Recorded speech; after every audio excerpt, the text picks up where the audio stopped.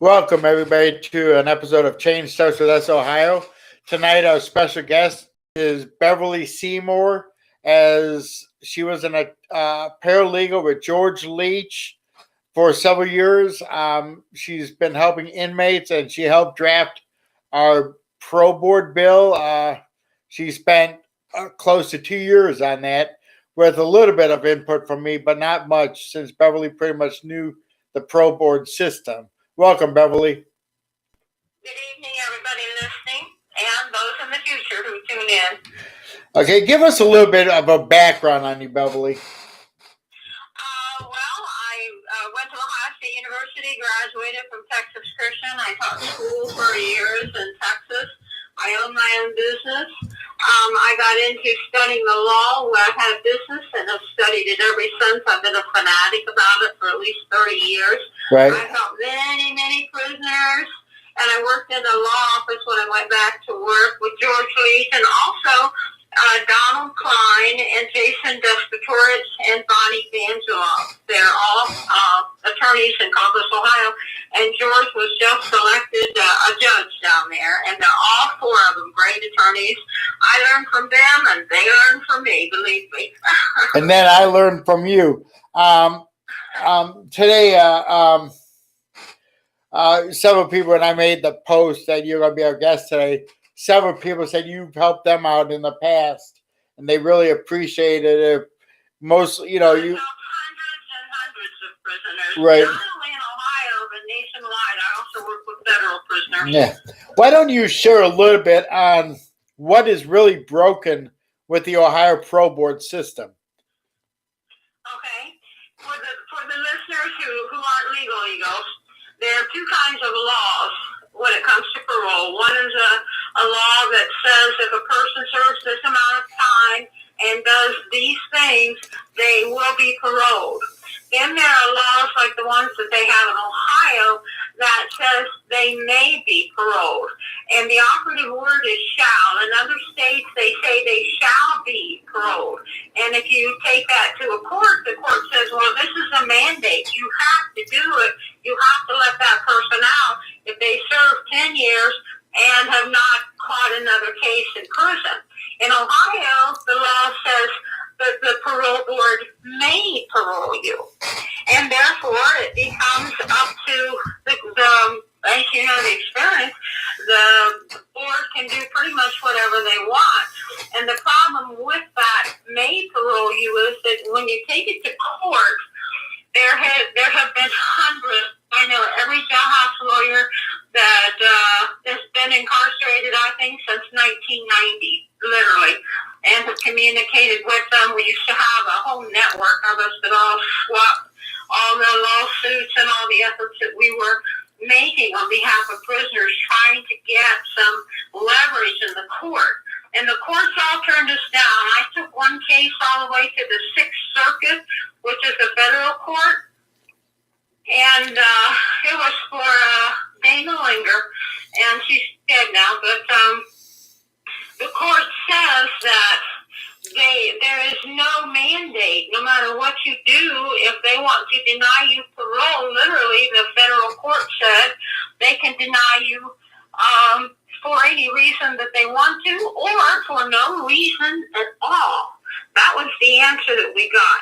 And it wasn't just me arguing it. When I took it to the Sixth Circuit Court of Appeals, which is right under the U.S. Supreme Court, they actually appointed an attorney to represent Dana, an attorney from Falkirk, Virginia, I believe it was, Falls Church of Virginia, and she flew in and represented the case that I wrote in the Sixth Circuit. It still lost. They still came to the same conclusion, even with that attorney representing.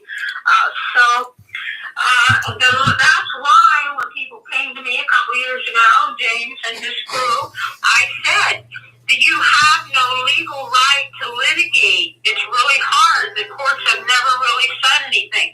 There was one big win when the court said at least they have to have correct information, and you have the right to have correct information. Now, there have been two developments recently, the most recent ones being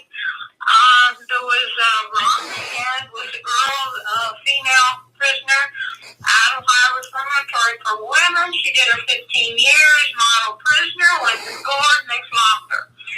And so she had, I think, from what I heard, one of the relatives was a sheriff or something. At any rate, her family financed an attorney, and they filed a suit in the Court of Common Pleas in Franklin County. And the reason that you file in Franklin County is because you're suing a state agency, and that's where the state capital is. So you have to sue where the agency is located, and the Department of Corrections is located in Columbus. So you sue them in Franklin County. And incidentally, the parole board is part and parcel. It is an agency within the Department of Corrections.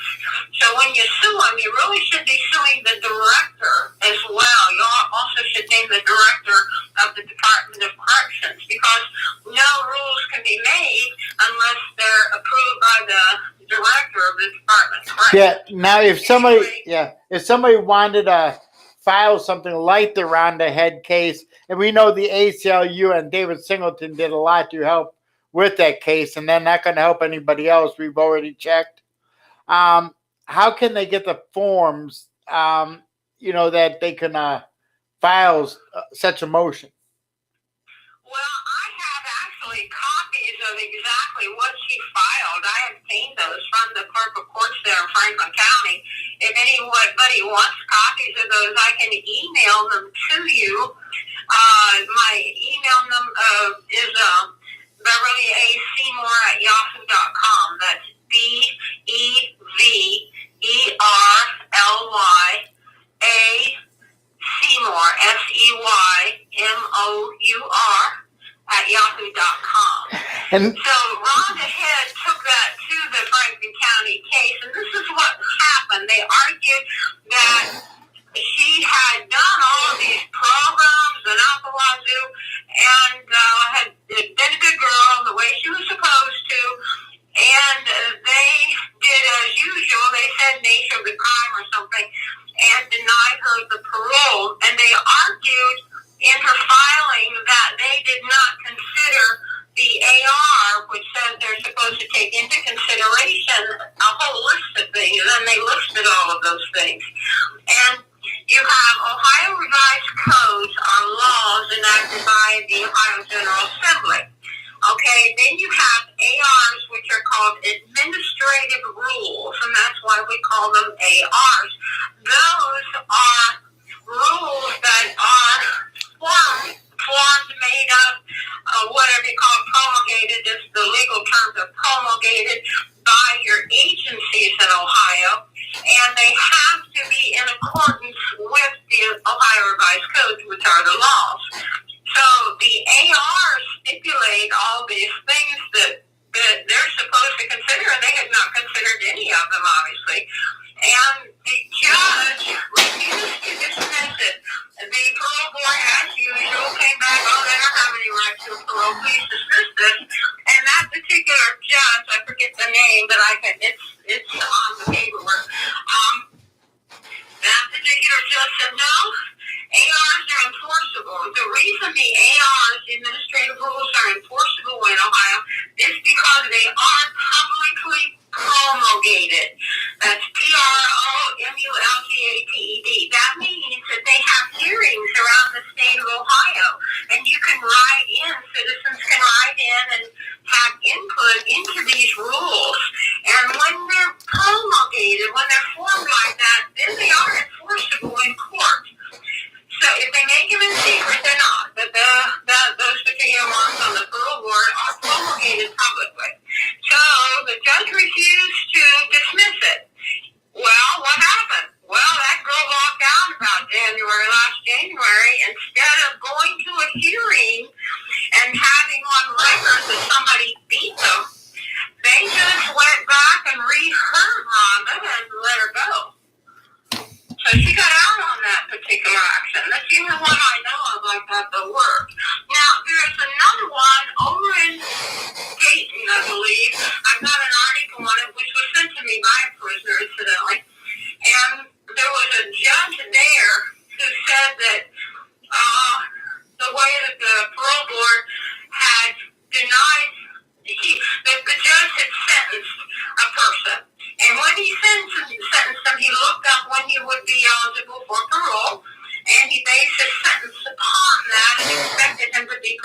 That's Judge Rice.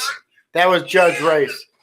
Right. Yeah. The parole board said, no, we're going to talk him like we do everybody else. And the judge said, hey, wait a minute. You are infringing upon my sentence. I have the sentencing power. And he said that it was unconstitutional. And if you have the articles, that would be another approach. That, to me, if a person has entered a plea bargain, they were told that they would be eligible with good behavior if they, for parole, and therefore they enter so many plea bargains. Incidentally, according to the U.S. Justice Department, about 96 out of 100 defendants, criminal defendants in Ohio, do take plea bargains. That means only about 4 out of 100 go to trial. So when you plea bargain, you're told all this stuff, and then you get in there, you're told, well, you be good, and you can get out in 6 or 8 years, and, 20, 30 years later, you're still sitting in prison. Right. So that would be another way, perhaps, that they could approach saying, if there would be any possibility to go back to your county where you were sentenced and use that argument. As a matter of fact, I have a note to send to that judge. I would like a copy of his actual ruling and his wording, and go back to your original judge and say, hey, I entered a plea bargain here. In the old days, it was called violation of the king. In other words, if you made a deal with the king and the king failed you, that's where civil rights started, because when you make a deal with the state, whoever rules you, they're supposed to hold up their end of the deal. And it's nothing but a con job. You're not really a free person. You're really not governed by laws. So that might be another approach, since that particular judge pointed that out and was in the news, to go back to your judge and say, hey, to me, if you entered a plea and you've been good and you're supposed to be out in so many years and you're still sitting there, why can't you go back to that judge and say, hey, the state of Ohio has broke its contract. You enter a contract, you enter an agreement with the state, right, and you have to sign off on it, and you have to stand in front of the judge, and the judge says, have you entered this willingly? Have you anybody threatened you? And all that. So it's a big deal for you to take a plea bargain. Yeah, Beverly, guys, if you have a question, please post it there. At the end, I'll let Beverly know what the questions are. Okay, go ahead, Beverly. Okay, at any rate, that might be another thing to appeal, since one judge has spoken out and been very public about questioning what's going on with the sentencing and the deals that he's made with the people that come before him. To me, if you save the legal system a lot of money by taking a plea, right? And if word gets around that you get in there and those plea bargains aren't worth the crap, then why not everybody go to trial and cost a bunch of money and take your chances at trial? So it's good for the state and for the legal system for people to believe that plea bargains are going to be upheld, and that when you plea bargain, you're going to get what you bargained for. You take a plea for a bargain, and then you don't get the bargain from the parole board, you get screwed. So that might be another thing, since it's in the news and one judge has been brave and come out about that, to approach your original sentencing court and say, hey, I entered a plea bargain here. And here I am 20 years later, I was supposed to be out in some, 6 or 8 years or something. That might be another possibility. Ask for a motion to terminate the sentence and serve, or a motion to re-sentence you to time served or something like that. That might be another choice. Now, what question do you have for me? None at this point. Oh, I thought you did. No, I was telling people that if they have questions, to post it down, and we can go from there. And I'm sure there will be questions. We have people from other states watching as well, that have a corrupt pro board. We have a lot of support out of Florida. And then I want to mention this. I did a video yesterday with a girlfriend of a guy that did 30 years in the Ohio prisons. Then they moved him to Virginia, but he still sees the Ohio Parole Board. They did that because he was physically and mentally abused by the Ohio prison system. The legal director of the Ohio prison system tried to get him to do something sexual to him. I won't mention his name right now, but I'm going to be asking for an investigation. But they're not paroling him, and then now they don't even let him get any phone calls. Don't let him J-pay anyone. To me, that's pure mental abuse. Yes, it is. That seems like it would be a violation of his civil rights, cruel and unusual punishment. Right. Yeah. Subjected to that. I will talk to you about this another time, though, because I may need to know.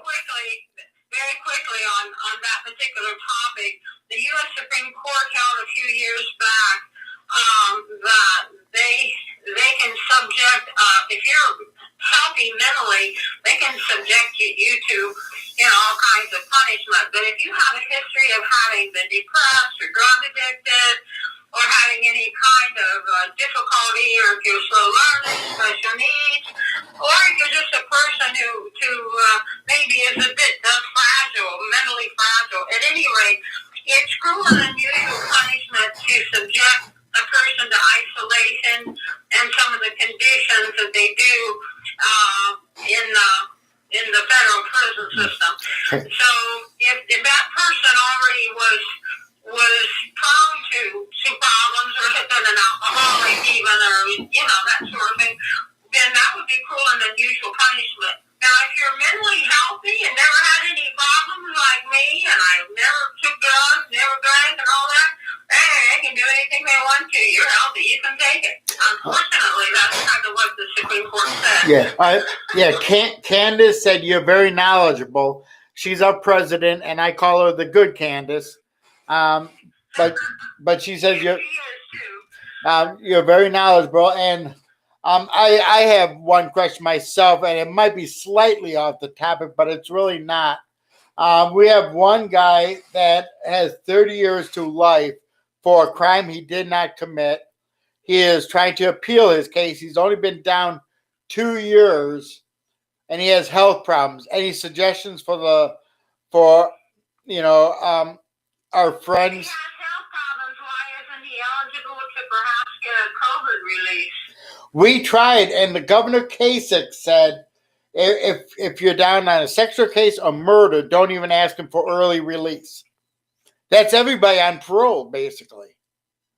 So our people don't have a right to parole for a crime that they committed 30, 40, 50 years for some cases. Mine was almost 35 years now. Our system keeps abusing these people and the new law people. And if the person says I can say who it is, she's watching, I'll say it. But he should have a right, even if he's been down 2 years, he should still have the right to be out on a bond because he's appealing his case. Well, it's supposed to be the ARs, and the law says they're supposed to consider dangerousness and not necessarily the crime itself, but they're supposed to be sure that you're safe to release. In other words, you're not going to commit another crime. So if they have gotten psychological evaluation and they're not considered dangerous to the public, they should be able to get that COVID. Well, I know this guy is not dangerous because he was around the ladies' kids for years. Nothing ever happened. And just because he broke up with one lady before he went, started dating another one, she pressed charges against him. It was all a setup. And we're running into problems like that on a regular basis. That's one thing we've been doing videos. I've had numerous ones like that are innocent, but it's really hard to prove that once you're in there. You need somebody outside almost that adopts your case and goes around and gets the evidence of your innocence, Right. The people who do a lot of time and who are found innocent, they have like little teams, family teams or whatever out on the outside, and that's what it takes to accumulate the evidence on a person who claims to be innocent. They can't do it from in there. They have to have outside help. Yeah, I'm trying to add Candace to our live video. So Candace, try to get on there if you can. Candace has a lot of respect for you. She's heard a lot about you. She's never met you, but the next time you come up here to Columbus, you'll meet her. And Candace just knocked yourself out. Let me see if I can add her again. Okay, I'll next time. I was just there over the Halloween for a wedding for a few days, and couldn't stay long. I was going to come back this month. Go ahead, Candace. Try again. Yeah. Because of COVID, we just can't. Right. Well, we'll be able to in the future. We'll go out for coffee. I know you're a coffee drinker. Yes. So we'll be able to meet you, Candace. I just request you to come on live again if you can. How long have you been working on pro board issues? Probably about 30 years, close to 30 years in Ohio. I started in like 1992, I believe, 93, somewhere in there.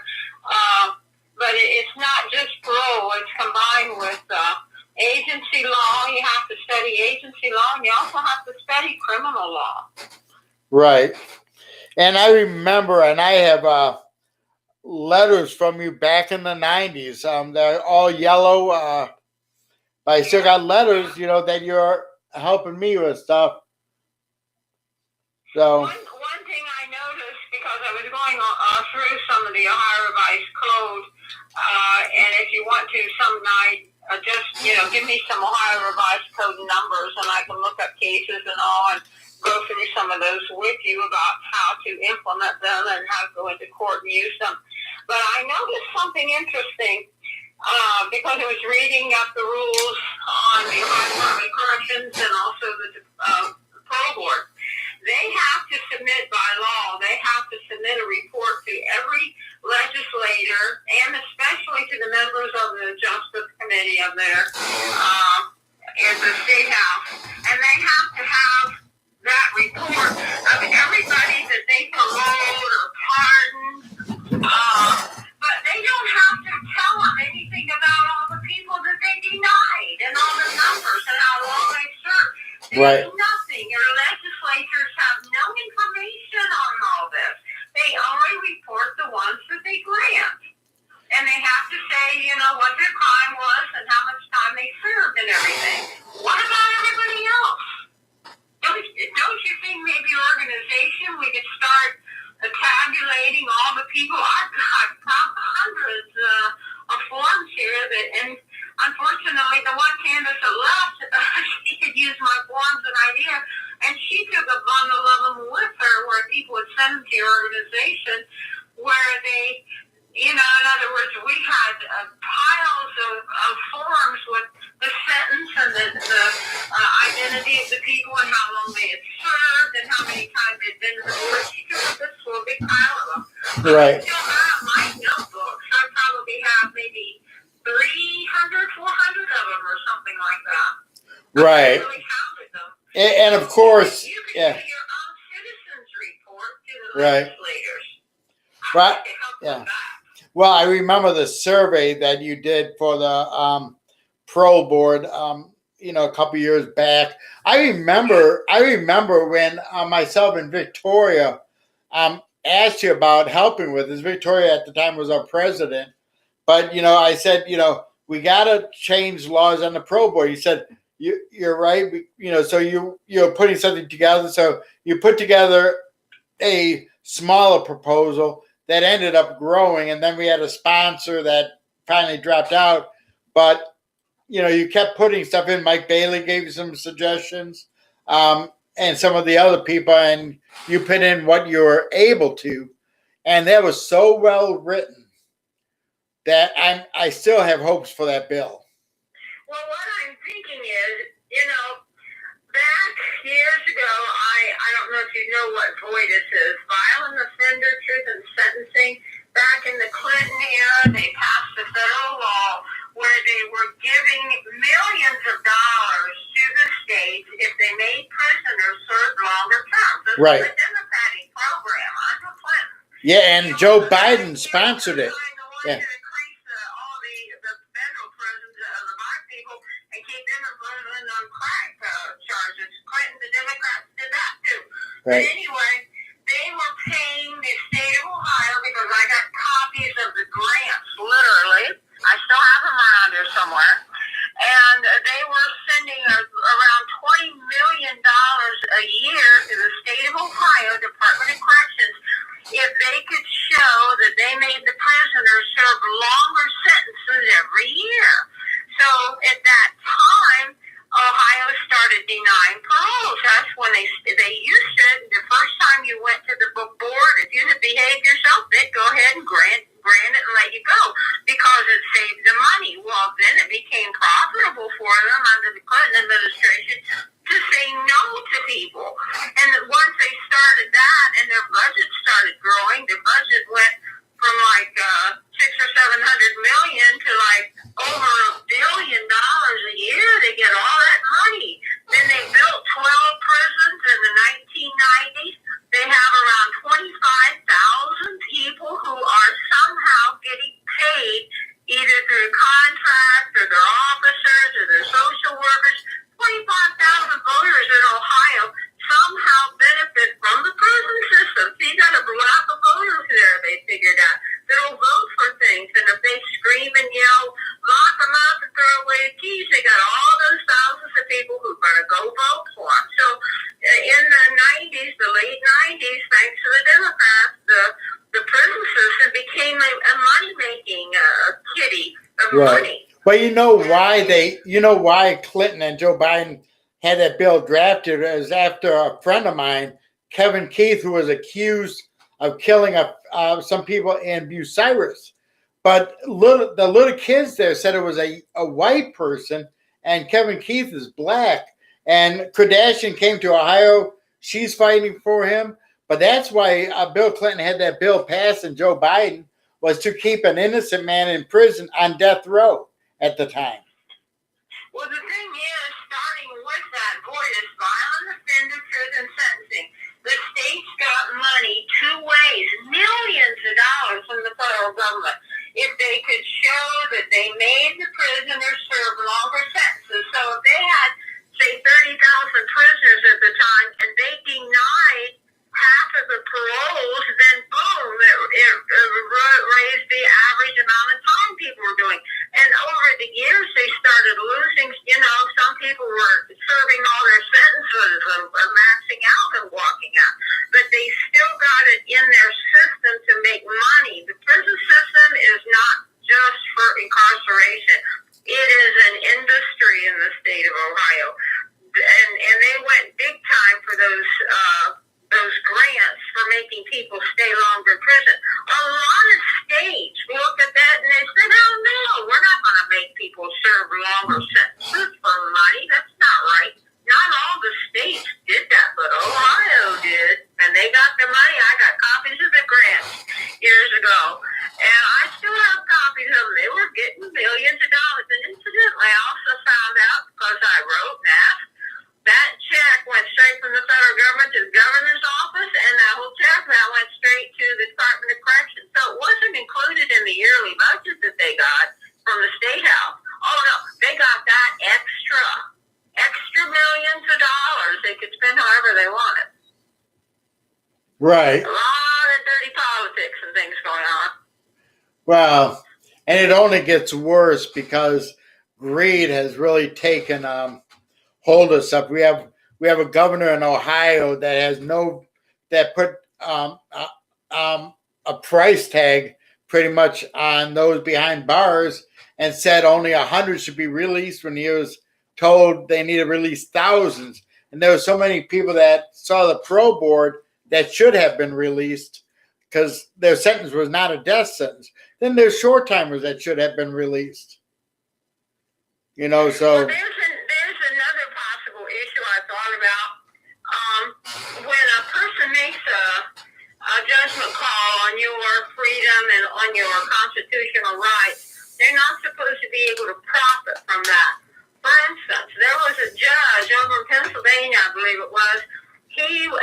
in juvenile court, and he kept sending these kids, finding them guilty and sending them to this youth camp. Well, they found out he owned a big stake in that. Therefore, every kid he sent over there, he was making money off of. He went to jail for that. Right. You cannot profit off taking somebody's freedom from them. And so I thought about that with the Department of Corrections. The parole board decides how long you have to serve, and then the prison system that they are part of profits from that. They base their budget on how many people are sitting on bunks in there. They built 12 prisons because they said the prisons were overcrowded. The prisons were not overcrowded.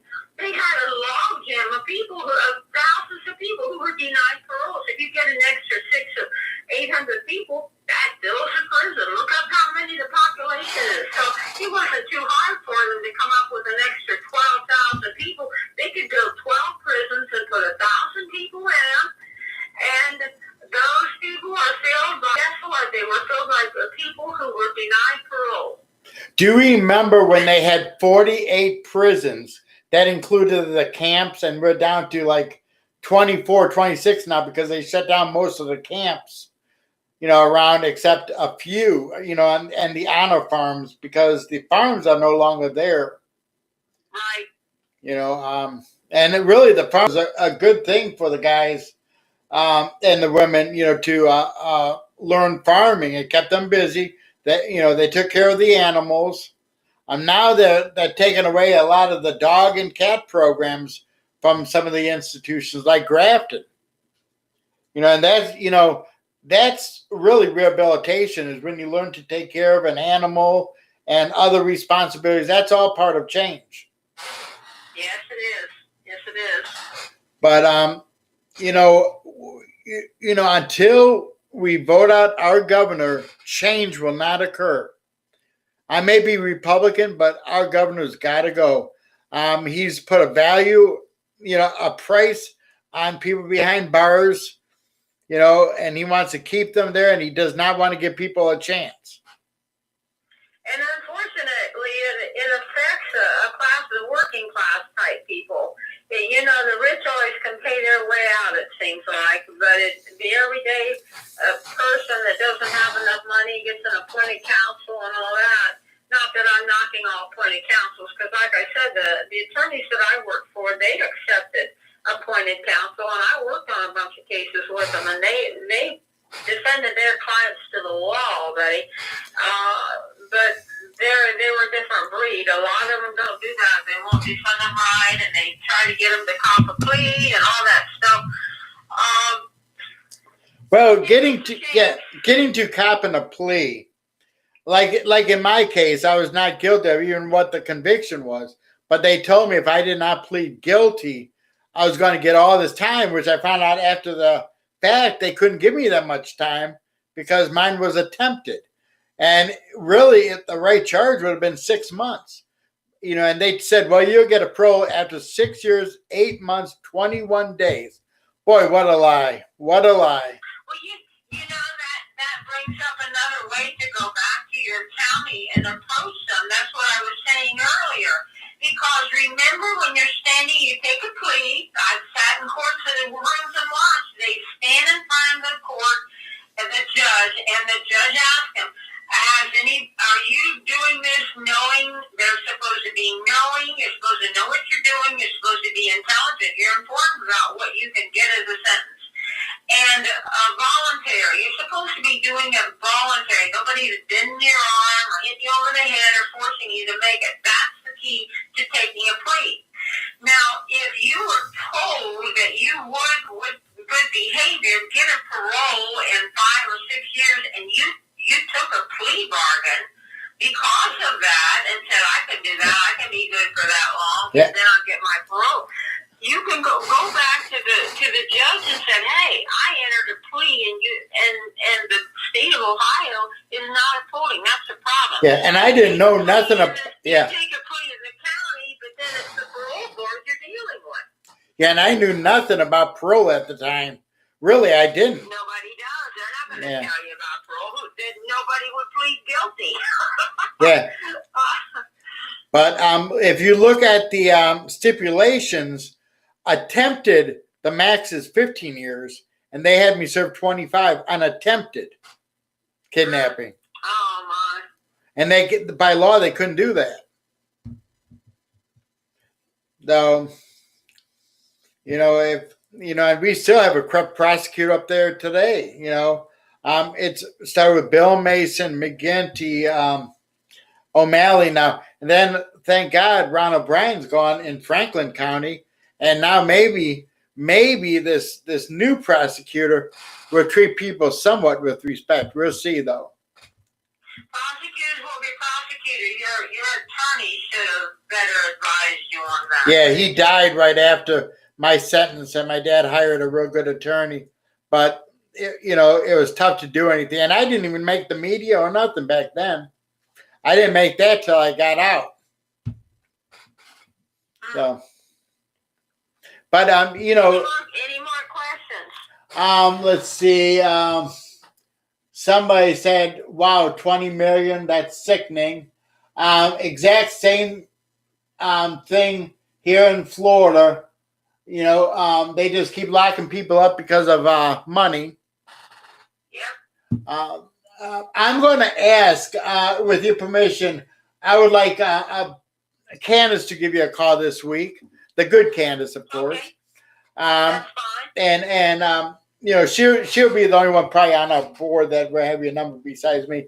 But if you could email me the Rhonda Head stuff as well, and then what? Okay. On that Rhonda Head case, I was talking to somebody. I forget her name. I talked to so many people, and I was going to do one of those for a person, but then she said the gal, the family had hired an attorney. If they've got an attorney, I'm not going to send them my work. That's up to the attorney to do that for them. But if there are people who can't afford an attorney, I could make up a form from the Rhonda Head a case that they could fill in with their own information or something. But I don't want it floating around and people getting charged for it. I hate that. If I could get something for free and put my time into it, I want it passed around free by your organization. Yeah, and we will. Yeah. You can provide that for them, and don't provide it for any of these people that are out there bad mouthing you. You guys are doing a great job, but there's some craziness that happens where people get competitive. Why in the world are people all worried about competing with each other when you've got 4,200 prisoners alone under old law that need help? Isn't that enough for everybody to divide up and help them? Yeah, the only other person that would have the Rhonda Head stuff that you send me will be Candace. And so far, I don't know anybody except Rhonda Head that actually got out due to that. I don't know if anybody else has filed one. Do you? I thought several people did. Was Mike Bailey? Did he file something like that or not? I thought he did. He's calling in again on Saturday night. I'm probably hoping Candace will be here still at 6 because we have hundreds of Christmas cards we're sending out. Because I'd like. I went to the Franklin County Clerk of Court and I did search on Mike Bailey's name and I didn't see anything pop up. That's why I'm asking because I thought he was going to file one of those as well. I thought he was too. I did that just in the past couple weeks, I think. Okay. Well, I've always believed that if you have an attorney, you always have a better chance. But not everybody. Of course, but acting as your own attorney, if you can't afford one. The thing is, remember what I said about the Sixth Circuit case. If you file a good case along with that, I'll do that. When I do the form, I'll do a form also to ask the court to appoint a public defender. If you have a good argument and a good case, you can ask the judge. They will appoint somebody to represent you, a public defender. Yeah, and there's a few of them that are pretty good. Well, if you've already filled it all out and filed something that's pretty good, then you're not going to have much to do except to be your mouthpiece in court. Right. It was an honor to have Mike Bailey here, who was very knowledgeable. I know he he gave you some suggestions for the bill that he drafted, and he did like it because he told me that before. But something's got to give, and the only way we're going to see change is by voting some of these people out, and some of these people like Senator Lehner, she's term limited after this year, and I believe Senator Eklund and a few other people after this year. And since in 2021, you're going to see more 50-50 because of how they did the redistricting in the state of Ohio. So, and I'm... For now, you have the possibility of some people filing in the Court of Common Pleas in Franklin County is one choice. Another choice is for them to, if they have plea bargain or even if they were sentenced. You remember, if you are sentenced, you have the opportunity to appeal your sentence. Well, if you think you're going to get a parole, most people have not appealed their sentence. Very few people do. So you waive your right for the first year or two to file an appeal of your sentence because you think you're going to get a parole. So you waive the constitutional right and then you don't get the parole. So that would be another reason to go back to your county. If you think the judge might give you a break and think you've served enough time, you could file a motion in your original case and ask for a resentencing or to be let go because you've served the time that you plea bargained for or the time that the court intended you to serve. And, it might work. Right. And they're sitting there anyway. Why not try it? And the other thing, I'm kind of summarizing here, the other thing is we need to put together a list of all these people, as many as possible. Let me know their names and numbers. I can look them up myself. I'll make up an alphabetical list of mine. I've got about 20 folders in there in alphabetical order with everybody's form. And we can make up a list and calculate how much extra time all these people have done, calculate it out at, $27,000 a year, and submit it to all to the news, to like some press releases, and also to all the legislators so people can see in black and white how much extra money. And I've calculated it's about $110 million a year that they are spending on old-law prisoners sitting in cells that have been eligible for parole for years. Right, and that includes a lot of the medical. Right, and that includes a lot of the medical issues that. That's exactly the ones who are senior citizens are probably costing an extra double the amount a year because of all the medical bills. Absolutely. Right, and I know you did the survey before, and Senator Herschel Craig and a few other ones did want the statistics. On how much time people have served. Exactly. Yeah, they've asked for that. Peggy, Senator Lehner asked for that. Nobody gives them that information. Right, Senator Lehner asked us for it as well. Let's do that. Let's put that together, get as many names on that list, and let's keep it within our circle of family and friends there. That's a lot of work, and your organization needs to get the credit for that work of putting it together. Okay. And I'll help you with that. Yeah, a good start of a few hundred here. Yeah, and we have a great lady that we're supporting and endorsing, Karen Phelps, that's working on pro board issues. She's doing a lot of research. She's a very intelligent lady, and it's good to have people that know what they're talking about.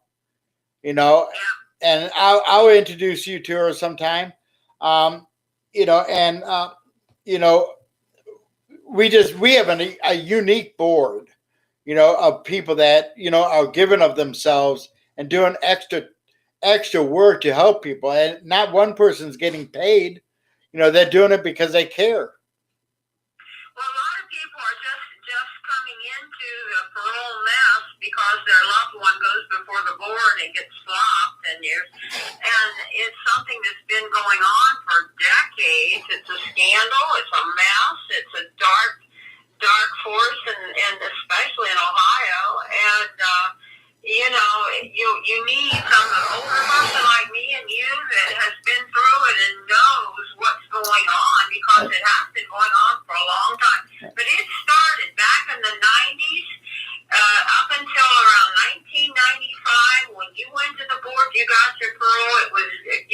pretty guaranteed you had to be a really bad boy to Well, be denied a parole. Yeah. 1995, when that Clinton bill passed, that boy just passed. Yeah. Then it became profitable to deny them. Yeah, I got a pro in '94, but the day before I was to leave, they yanked it. And they did that to Gary Reese, and remember we had Kapatz, the chairperson back in the '80s. Yeah, I remember. Yeah. Then we had Margaret G in the '90s, the selling parole person, the person selling paroles and so forth. Then we had Andrews. Then we had Cynthia Mauser, who still has a lot to do with the pro board. And then now we have a new person because we had Andre. Andre died of a car accident. And what I respected about Andre, we didn't agree on nothing. And I told him we probably never will. But I respected him for being willing to talk with us and meet with us. So we were able to relay messages from the prisoners and so forth. So, so a lot of good things I see will change, but you had to first educate the public. Without educating the public or legislators, you're not going to see anything change. Do you have a publicity person that sends out press releases or anything? Somewhat. The person that handles a lot of that stuff for us is Karen. She understands the pro board very well, and she does a lot of research and she's helped a lot of people out. So Karen Timms? No, Phelps. Yeah. Oh, okay. And someday, when you're in Columbus, I'll introduce you guys. And we're off. We need to start doing some press releases. Right. I agree. Because we branched out. Our main purpose at one time was wrongful convictions. But if you look at the other side, there might be a lot of wrongful convictions that have to see the pro board. But you have a lot of people that seen the pro board that should have been paroled. Oh, thousands. Yeah, I mean, I maxed out. But I had 25. I didn't have life neither. For example, I know somebody that if you would have took a plea deal, he would have only gotten 5 years. Instead, he took it to trial because he said he was innocent, and he was. And 32 years later, he's still locked up because he won't admit to guilt. And these are just a few examples. I get calls. I probably get 25 calls a week from people, sometimes more. That's not admitting guilt thing. That is a con job. Because what difference does it make if you've served your time, whether you still are maintaining your innocence or not? And studies show that prisoners who maintain their innocence over the years probably are innocent, because most people within about 4 years, if they're really guilty, they give it up and say, yeah, I did it, kind of thing. Those who continue to say they're innocent probably are innocent. Yeah. Karen, who I was telling about, has a group called Paths. She's got a website. I'll share it with you sometime, but she's got a website and she's doing some tremendous work to help other people out. We got Shiloh that's helping people that have life without parole, and wrongful convictions. I'm not a big fan of life without parole. I can understand it maybe in certain cases, but I'm still not a big fan of it. Well, they usually reserve that for multiple murder kind of things, Not necessarily. I know several people that have one that should not have been given life without parole. So, yeah, but what kind of charges were dropped? I don't know, but either way, Normally, life without parole is so severe that it's involved in some kind of heinous crime or 2 bodies or more. Not in Franklin County, or Cuyahoga County. They're giving it to people with one murder. Those 2 counties are so corrupt in the state of Ohio. And why not just give them life? They have to see the parole board, and if they don't want them to be paroled, they just deny them. It's just, I know one guy right now that I know is innocent of his crime. He's in Toledo. And when was he sentenced? Because at one time there was no such thing as life without parole. He's been down 15. He's been down 15 years. So. Okay, so he's under new law. Right. So there's a lot of stuff that really needs to be finished. I don't know as much on regarding the new law. I'm learning, and a lot of the people we work with are new law people, but there's a lot that we work with that are old law as well. And remember that new law was supposed to be flat time. They were supposed to be sentenced to a flat time and then go home. And then they got in there. They were losing so many parole people and needed to replenish that population. So they went in and got the bill changed, the law changed, so that now they have indefinite sentences again, all over again. They started a whole corrupt cycle all over again because they were losing all their hostages. Right. But, this is going to continue happening. I need you to text me your address, if you can, to put on our mailing list. Okay. Okay. Okay. And we do appreciate you spending this time with us. As always, it's good to talk to my friend from Michigan, even if you're an Ohio State fan. So... yeah, that's what I'm hearing from a lot of people. But what's your email again? If anybody wants to email you, Beverly A. Semour at yahoo.com. BEVERLY Semour. Right. SEYMOUR. I have to put the A in there. At one time, there were like 50 Beverly Semours in the country. Yeah. We're down to like 46. Some died off. Yeah, but it's always good when you come up and we could go out for coffee. And I want you to next time. I want you to meet some of our board members. And some of our supporters. I'll let you know in advance. I plan those trips in advance, and I had planned to be there for the 11th, the weekend of the 11th, but we had to cancel it due to COVID. A couple people in the family are in the medical field, right, and they're working like dogs right now over this COVID business. So right. We had to cancel it this year. Right. We need to thank those that work in the medical field. They saved my life back in May. They're saving so many lives, and they're jeopardizing their lives. By fighting this horrible disease. One that hopefully we'll have an antidote soon. But who knows?